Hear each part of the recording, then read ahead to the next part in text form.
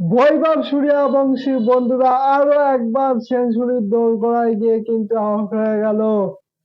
আগের ম্যাচে তো বন্ধুরা ৯৭ রানে আউট হয়ে গেছিল একটা বুল শট খেলে। ঠিক তেমনই বুল শট খেলে কিন্তু আজকে ৯৬ রানে আউট হয়ে গেল।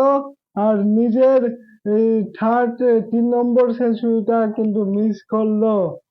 তবে বন্ধুরা আজকে বৈভব সূর্যবংশী যে ইনিংসটা খেললো, সত্যি আজকের ইনিংসটার প্রশংসা করতে হবে।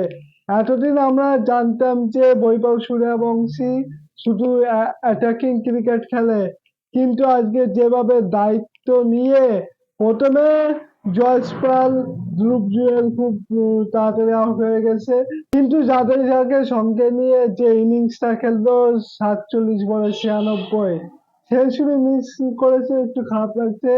সত্যি বন্ধুরা এই বৈভব সূর্যবংশীর প্রশংসা করতে হবে। আর যতদিন যাচ্ছে এই বৈভব সূর্যবংশী খুব ভালো খেলছে।